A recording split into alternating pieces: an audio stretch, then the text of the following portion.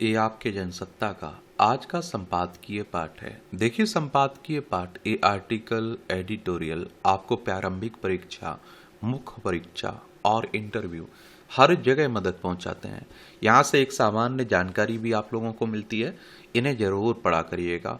उस जीवन को नष्ट करने का हमें कोई अधिकार नहीं है जिसे बनाने की शक्ति हम में ना हो। ये किसने कहा है?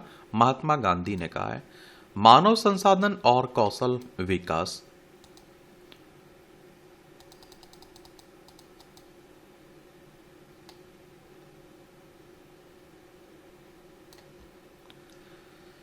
किसी भी देश के आर्थिक विकास में केवल प्राकृतिक संसाधनों, पूंजी या फिर तकनीक का योगदान नहीं होता है, बल्कि इसमें मानव संसाधन का भी अहम स्थान होता है और इसकी गुणवत्ता और उत्पादकता के विकास में बड़ी भूमिका होती है। मानव संसाधन में उन लोगों को सम्मिलित किया जाता है जो अपनी शारीरिक, बौद्धिक, तकनीकी तथा प्रबंधकीय क्षमता से उत्पादन और विकास की प्रक्रिया में अमूल्य योगदान करते हैं।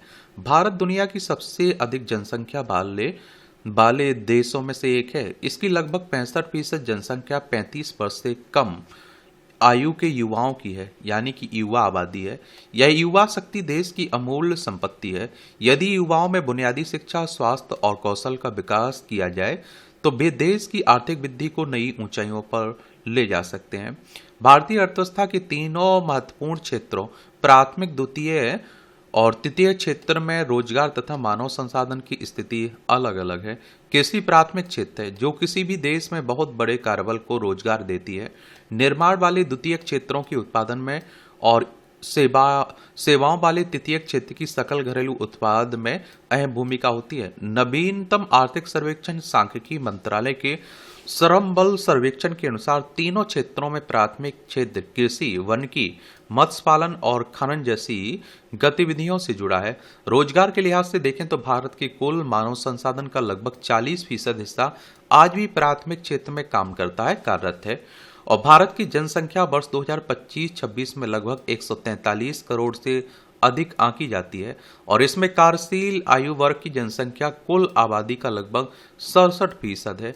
यह स्थिति भारत के लिए बेहद महत्वपूर्ण है। मानव संसाधन उत्पादन का सबसे अहम घटक है। कृषि, उद्योग, सेवा क्षेत्र सभी में प्रशिक्षित और कुशल श्रमिक उत्पादन क्षमता को बढ़ाते हैं। देश की जीडीपी में सेवा क्षेत्र का योगदान लगभग 55% से अधिक है। इसका भी प्रमुख आधार प्रशिक्षित मानव संसाधन है। सूचना प्रौद्योगिकी, बैंकिंग, स्वास्थ्य, शिक्षा और संचार जैसे क्षेत्रों में लाखों भारतीय पेशेवर देश की आय और विदेशी मुद्रा अर्जन में योगदान दे रहे हैं। कृषि क्षेत्र में आधुनिक तकनीकों, उन्नत बीजों, सिंचाई और वैज्ञानिक खेती के प्रसार में प्रशिक्षित मानव संसाधन की महत्वपूर्ण भूमिका रही है। हरित क्रांति के बाद कृषि उत्पादकता में उल्लेखनीय वृद्धि हुई है। यह वृद्धि केवल तकनीक के कारण नहीं, बल्कि किसानों के प्रशिक्षण के कारण संभव हुई है। मानव संसाधनों की जरूरत उद्योगों के विकास के लिए भी चाहिए और वहाँ कौशल श्रमिक, इंजीनियर, प्रबंधक और तकनीशियन आवश्यक होते हैं। ऑटोमोबाइल, दवा उद्योग, इस्पात और इलेक्ट्रॉनिक उद्योगों की सफलता के पीछे प्रशिक्षित मानव शक्ति की बड़ी भूमिका होती है। विशेष रूप से भारतीय औषधि उद्योग विश्व के सबसे बड़े जेनेरिक दवा उत्पादकों में गिना जाता है। इसमें लाखों वैज्ञानिकों, तकनीकी विशेषज्ञों का योगदान है।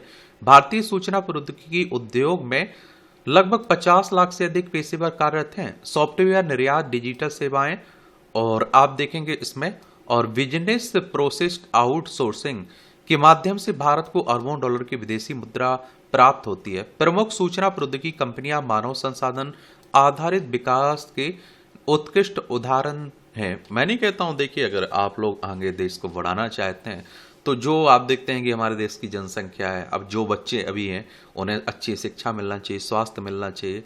अगर वो पढ़े लिखे और आप देखते हैं कि नया नया कौशल उनके अंदर आया तो वो अपने परिवार को भी मजबूत कर पाएंगे, अपने राज्य को भी, अपने देश को भी। अब आप सोचिए, आप शिक्षा उपलब्ध नहीं करवा पा रहे हैं, स्वास्थ्य व्यवस्था उपलब्ध नहीं करवा पा रहे हैं, तो किस तरह का संसाधन रहेगा उनके पास, किस तरह का कौशल रहेगा उनके पास।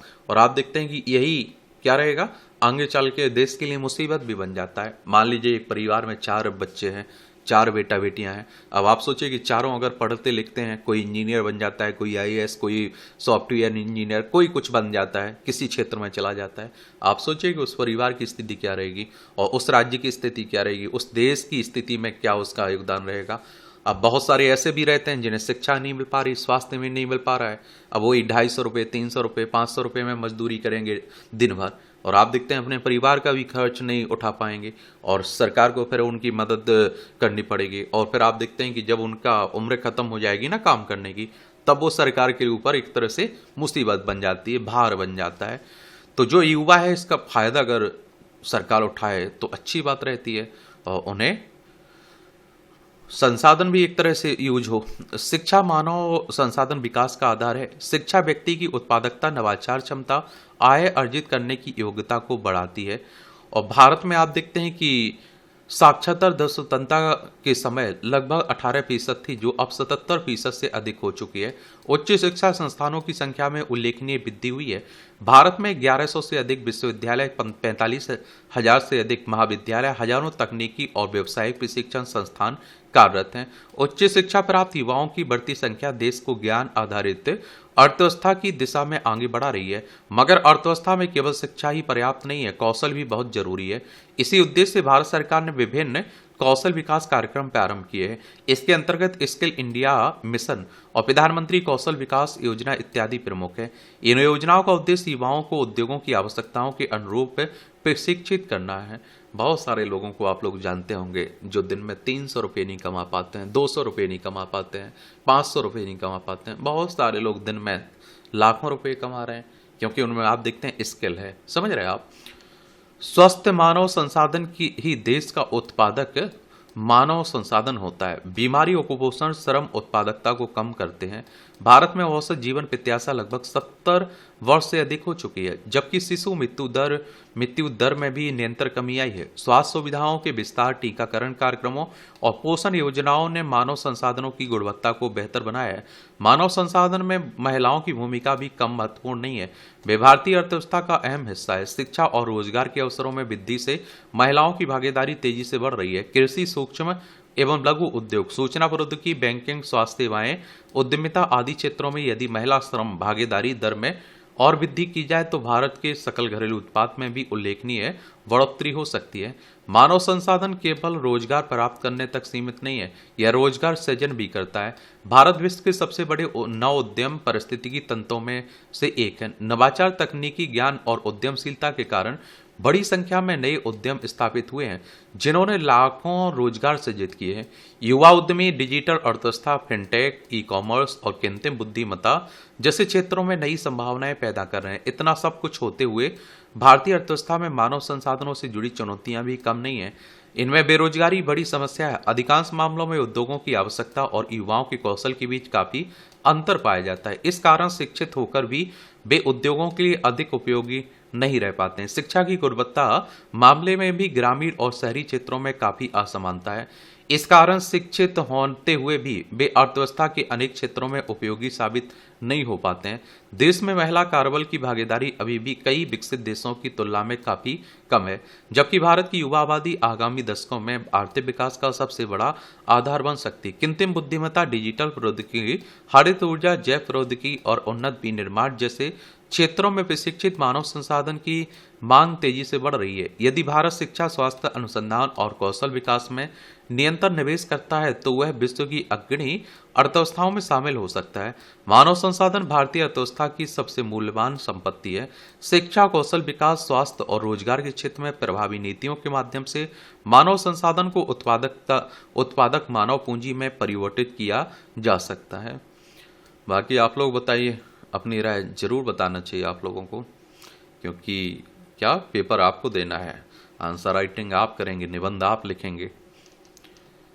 लक्ष्य की दृढ़ता मानव जीवन की यात्रा पथ के विभिन्न पड़ावों का सबसे महत्वपूर्ण विषय है। क्या है? यह है कि व्यक्ति का वास्तविक लक्ष्य क्या है। यह लक्ष्य वही होगा जैसा व्यक्ति अपनी चिंतन धारा से उसे आकार देगा। जैसे दुखी व्यक्ति का लक्ष्य प्रसन्न होना या भूखे व्यक्ति का लक्ष्य भोजन ग्रहण करना उसी प्रकार सकारात्मक भविष्य प्रबंधन के लिए लक्ष्यों के अनेक आयाम हैं।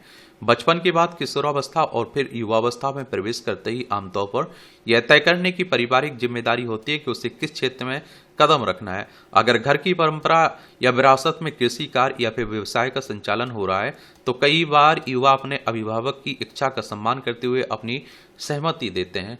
आज के दौर में हो रहे परिवेशीय परिवर्तन और एकल परिवार के गठन ने विशेषकर युवा पीढ़ी के समक्ष भविष्य निर्माण की गंभीर चुनौती खड़ी कर दी।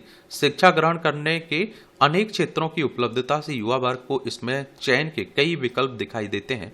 ग्रामीण परिवेश की स्थितियों में अब कृषि भूमि और व्यावसायिक हिस्सों में विभाजन की स्थिति ने युवाओं के भीतर यह चिंतन भूमि तैयार कर दी कि रोजी रोजगार के लिए उन्हें शिक्षा के द्वार तलाशने होंगे। और इस क्रम में आज की युवा पीढ़ी को लक्ष्य का चयन सोच समझकर करने की जरूरत है, जो उसकी गहन अभिरुचि, योग्यता और मूल्यों से समन्वय स्थापित करता हो। केवल अर्थ उपार्जन या प्रसिद्धि पाना लक्ष्य नहीं है, बल्कि ऐसे कार्य का चुनाव हो जिसमें आत्मसंतुष्टि मिले और परिवार समाज की अपेक्षा पर खरा उतरते हुए भावी पीढ़ी के लिए प्रेरणा अंश भी बने। और अनुभवी और सफल लोगों की मान्यता है कि लक्ष्य को प्राप्त करने के लिए समयबद्ध योजना, कठिन परिश्रम और धैर्य भी आवश्यक है। रास्ते में आप देखते हैं असफलताएं, बाधाएं, चुनौतियां आएंगी, पर लक्ष्य दृढ़ होगा तो हम थोड़ा थक हार कर भी फिर से उठ खड़े होंगे और लक्ष्य प्राप्ति के लिए गतिशील हो जाएंगे। और लक्ष्यहीन लोग समय की गति के साथ बह जाते हैं, जबकि लक्ष्य के साथ वे प्रतिकूल परिस्थितियों को अपनी मुट्ठी में कैद कर आगे बढ़ने में सफल हो जाते हैं। और देखिए, एक बात होनी चाहिए, मैं कहता हूँ एक बार जब आपने ठान लिया कि हर हाल में ये करना है तो फिर पीछे हटने का कोई सवाल ही नहीं बनता है। एक बार हार मिलेगी भैया, उससे हमें सीख मिलेगी, वो स्थायी हार नहीं है, समझ रहे। जो युवा अपने जीवन का एक श्रेष्ठ लक्ष्य निर्धारित कर कठिनाइयों के बावजूद आगे बढ़ते हैं, वे ही लक्ष्य का दीपक प्रज्वलित कर अपने जीवन से अंधकार की छाया को भी दूर भगा पाते हैं। उत्साही मन अपने प्रथम लक्ष्य बिंदु स्पर्श करने में ज्यों ही सफल होता है, उसके समक्ष सृजन के दूसरे लक्ष्य के सपने भी तैरने लगते हैं। आए दिन कई दृष्टांत देखे गए कि एक प्रतियोगी जब लक्ष्य का प्रथम सोपान प्राप्त कर लेता है तो उसकी ज्ञान ऊर्जा उच्चतर लक्ष्य के लिए भी उसे प्रेरित करती है। लक्ष्य जनित सफलता के सूर्योदय में अनेक ऐसे भी सहयोग सूत्र आते हैं। जब व्यक्ति आधे रास्ते में थककर वापस लौटना चाहता है, उसकी हिम्मत और धैर्य की तरंग उसे ऐसे पड़ाव पर खड़ा कर देती है जहां कोई उसका हितैषी या मार्गदर्शक दिखाई नहीं देता है। इस संक्रमण काल में निराश व्यक्ति के अंदर भंडारित ऊर्जा और विवेक ही है जो उसे जागृत कर सकता है। प्रश्न है कि इसे किस स्रोत से जागृत कराया जाए। इस स्थिति में मनोवैज्ञानिक अनुभव यही कहता है कि लक्ष्य बिंदु से बुझे व्यक्ति को कुछ दिनों के लिए रोचक या मनोरंजक गतिविधियों से संबंधित किया जाए, ताकि वह मानसिक दबाव से मुक्त होकर राहत की अनुभूति के आंगन में आ जाए। जब व्यक्ति अपने को तरोताजा महसूस करने लगे तो उसे उस विरत हुए बिंदु पर फिर लाकर आगे की लक्ष्य यात्रा के लिए प्रोत्साहित किया जाना चाहिए।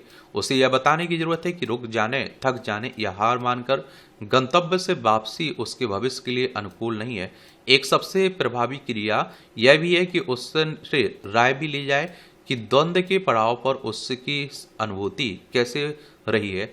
अब जब वह उस द्वंद्व से स्वतंत्र हो, बिल्कुल तरोताजा, तो आगे उसकी क्या योजना है। स्वचिंतन पल में निश्चित ही वह व्यक्ति अतीत के निराश बंधन से आजाद हो अपने भविष्य को फलदायिनी बनाने का संकल्प दोहराएगा। कभी कभी हताश युवा समुचित मार्गदर्शन के अभाव में भागवादी होकर कुछ निराश साथियों की संगति में भी लक्ष्य मार्ग से भटकते हुए यथास्थिति का पालक बन जाता है। मानसिक रूप से सबसे तरल और सरल हमारी युवा पीढ़ी के भविष्य निर्माण के अनेक विकल्प हैं, जिन्हें अपनी प्रतिभा और सामर्थ्य के अनुसार ही चयन करने की आवश्यकता होती है। अपनी कार्य क्षमता और योग्यता से अधिक भार वहन करने पर युवा लक्ष्य से फैसलन की ओर आ जाते हैं। अधिकांश मामलों में युवाओं की महत्वाकांक्षा इतनी भारी हो रही है जिसे वे अपनी क्षमता के विपरीत मानते हैं, और कभी कभी अभिभावकों के बच्चों से अधिक उम्मीद की स्थिति खतरनाक साबित होती है। कई शोधों में यह सामने आया कि करीब 70% ऐसे विद्यार्थी हैं जिन्होंने खुले मन से बताया कि उत्कृष्ट प्रदर्शन के लिए उनके अभिभावकों का उन पर अत्यधिक दबाव था। आंकड़े चिंतित करने वाले हैं। इस दबाव से पीड़ित कई विद्यार्थी अपने जीवन लीला भी समाप्त कर देते हैं, क्योंकि वे सोच लेते हैं जो अपेक्षा उनसे की जा रही थी वह उनकी सामर्थ्य के बाहर है। इसलिए आना आवश्यक है कि इस भागदौड़ की जिंदगी में युवा पीढ़ी को लक्ष्य निर्धारण में उनके माता पिता अपने मैत्री भाव का प्रदर्शन करते हुए समय समय पर आत्मीय सहयोग, अनुसरण और मेडोल वातावरण उपलब्ध कराएं। इससे लक्ष्य का लालित शाश्वत रहेगा। आजकल आप देख रहे हैं कि बेटा क्या बनेगा, बेटी क्या बनेगा, कौन सी पढ़ाई करेगा, किस क्षेत्र में जाएगा, ये वो खुद तय नहीं कर रहे हैं, उनका समाज तय कर रहा है, रिश्तेदार तय कर रहे हैं। और आप सब जानते हैं कि जब आपकी दिलचस्पी जिस क्षेत्र में हो उसमें ना जाके किसी और क्षेत्र में जाते हैं तो सफलता की क्या दर बहुत कम रहती है। और जिस क्षेत्र में आपकी दिलचस्पी है, मन है आपकी, तो अगर उस में जाते हैं तो सफलता की दर बढ़ जाती है। ये भी याद रखिएगा। ये आप देखिए टिप्पणियाँ हैं, देखना हुआ अगर तो देख सकते हैं। इसकी पीडीएफ एजुकेशन सर्कल प्लेटफॉर्म है ना टेलीग्राम पर, वहाँ डाल दी जाती है। इस सहयोग के मोर्चे, ये अमेरिका की ओर से शुल्क लगाए जाने और उसके बाद पश्चिम एशिया में संघर्ष से उपजे संकट के बीच विभिन्न क्षेत्रों में सहयोग के नए विकल्प तलाशने तथा पहले से स्थापित साझेदारी को विस्तार देने को लेकर भारत के प्रयास सही दिशा में आगे बढ़ते नजर आ रहे हैं। इस क्रम में अब भारत, फ्रांस और स्लोवाकिया के बीच आपसी संबंधों को व्यापक साझेदारी के स्तर पर ले जाने की सहमति बनी है। फ्रांस के साथ द्विपक्षीय व्यापार को 5 वर्षों में दोगुना कर 32 अरब डॉलर तक पहुंचाने का लक्ष्य रखा गया और इसके अलावा रेल सेवा क्षेत्र में सहयोग के लिए एक घोषणा पत्र और गोपनीय डेटा की सुरक्षा के लिए समझौते को भी अंतिम रूप दिया गया है।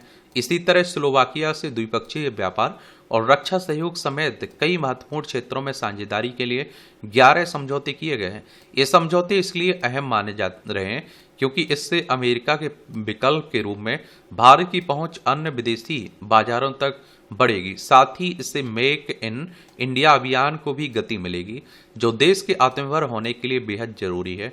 गौरतलब है कि अमेरिका ने पिछले वर्ष भारत पर 50% शुल्क लगाया था और जिसका सीधा असर देश के निर्यात पड़ा था। हालांकि बाद में अमेरिका ने इस शुल्क को कम कर दिया था, लेकिन भारत ने इसे एक सबक की तरह लिया और अंतर्राष्ट्रीय व्यापार के लिए दुनिया के दूसरे बाजारों तक पहुंच बढ़ाने के प्रयास शुरू किए। ब्रिटेन यूरोपीय संघ के साथ मुक्त व्यापार समझौते इन्हीं प्रयासों का नतीजा है। अब प्रधानमंत्री नरेंद्र मोदी ने फ्रांस और स्लोवाकिया दौरे के दौरान इस मुहिम को आगे बढ़ाते हुए दोनों देशों के साथ साझेदारी को विस्तार देने का प्रयास किया। फ्रांस के साथ 13 मुद्दों पर सहमति बनी और जिनमें रक्षा, सुरक्षा, अंतरिक्ष, आसैन्य, परमाणु ऊर्जा, व्यापार एवं निवेश, तकनीक, नवाचार और शिक्षा के क्षेत्र में द्विपक्षीय सहयोग शामिल है। इस दौरान फ्रांस ने 114 रफाल लड़ाकू विमान खरीदने की भारत की योजना पर भी चर्चा की है। खास बात है कि भारत ने किसी भी रक्षा मंच के मामले में इस आधार पर आगे बढ़ने पर जोर दिया कि जिसमें देश की अधिक से अधिक स्थानीय सामग्री का इस्तेमाल हो और रक्षा उत्पादों का विनिर्माण भी देश की धरती पर हो। ये आप देख लीजिए, हमारी प्यारी पृथ्वी है, इसमें आप देखेंगे ये है हमारा प्यारा भारत, ये चाइना, रूस, यूक्रेन है, ये ईरान देखने को मिल रहा है। यहाँ आप लोगों को देखे ये है फ्रांस, ये स्लोवाकिया देखने को मिल जाएगा, पेरिस इसकी राजधानी फ्रांस की। यहाँ आप लोगों को यूएसए देखने को मिल जाएगा, संयुक्त राज्य अमेरिका की बात कर रहा हूँ, वॉशिंगटन डीसी इसकी राजधानी है। इसी तरह भारत और स्लोवाकिया ने डिजिटल प्रौद्योगिकी एवं रक्षा जैसे कई क्षेत्रों में आपसी सहयोग बढ़ाने के लिए 11 समझौतों पर हस्ताक्षर किए। साथ ही दोनों देशों ने भारतीय यूरोपीय संघ मुक्त व्यापार समझौते को जल्द लागू करने की दिशा में काम करने पर भी सहमति जताई। इस व्यापक साझेदारी का उद्देश्य न केवल द्विपक्षीय संबंधों को मजबूत करना बल्कि मौजूदा बहुपक्षीय स्तर पर भी सहयोग को और प्रगाढ़ करने के लिए रास्ते तलाशना है। इसमें दो राय नहीं कि अमेरिका की ओर से जिस तरह के मनमाने फैसले दूसरे देशों पर थोपे जा रहे हैं उससे वैश्विक अर्थव्यवस्था पर नकारात्मक असर पड़ रहा है। अमेरिका की शुल्क नीति से भारत जैसे विकासशील देश सबसे ज्यादा प्रभावित हुए हैं। यह भी किसी से छिपा नहीं है कि पश्चिम एशिया में संघर्ष के कारण पैदा हुए संकट के पीछे अमेरिका की अहम भूमिका रही है। ऐसे में भारत के लिए व्यापार के वैकल्पिक बाजार तलाशना बेहद जरूरी है ताकि देश की अर्थव्यवस्था पर अमेरिका की मनमानी नीतियों का प्रभाव कम किया जा सके। सुचिता की खातिर ये राष्ट्रीय पात्रता सह प्रवेश परीक्षा नीट यूजी 2026 की सुचिता बनाए रखने के लिए सरकार की ओर से जिस तरह के उपायों पर जोर दिया जा रहा है अब उन्हीं पर सवाल उठने लगे हैं।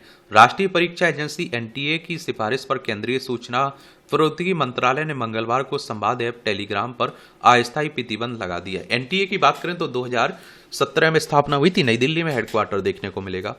एनटीए का कहना है कि यह निर्णय इस ऐप की तकनीकी सुविधा को ध्यान में रखकर किया गया और जिसका इस्तेमाल राष्ट्रीय स्तर की परीक्षाओं के संबंध में प्रश्न पत्र लीक के फर्जी साक्ष्य गढ़ने के लिए किया जाता है।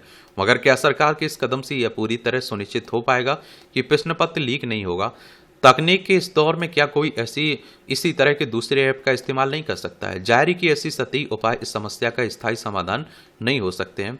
सरकार ने टेलीग्राम पर नीट यूजी की पुनः परीक्षा होने तक इसलिए रोक लगा दी क्योंकि इसका इस्तेमाल प्रश्न पत्र लीक के फर्जी साक्ष्य गढ़ने के लिए किया जा रहा है। मगर इसकी मूल जड़ तो वहां है जहां से प्रश्न पत्र लीक होता है। विचित्र बात है कि प्रश्न पत्रों की छपाई से लेकर उसके परिवहन तक की व्यवस्था को पुख्ता करने का दावा किया जा रहा है, लेकिन परीक्षा संचालन से जुड़े लोगों की जवाबदेही पर कोई ध्यान नहीं दिया जा रहा है। यह बात सही है कि किसी संवाद ऐप पर भ्रामक जानकारियां फैलाने से परीक्षार्थियों के मनोबल पर असर पड़ सकता है, लेकिन क्या इस तरह के ऐप पर प्रतिबंध लगाने देने से समस्या का स्थायी समाधान निकल पाएगा?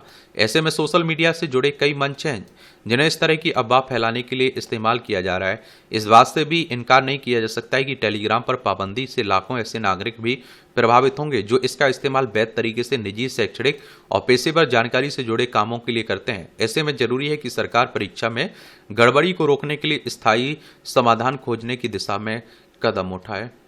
बाकी आप लोग क्या सोचते हैं, अपनी राय जरूर बताइएगा। और इस तरह से आप देखेंगे कि आज के जो संपादकीय पाठ है इसकी कहानी कवर होती है। आप लोग पढ़ते रहिए, एंजॉय करते रहिए। आपका कोई सवाल हो मेरे लिए, सुझाव हो तो जरूर बता सकते हैं। धन्यवाद।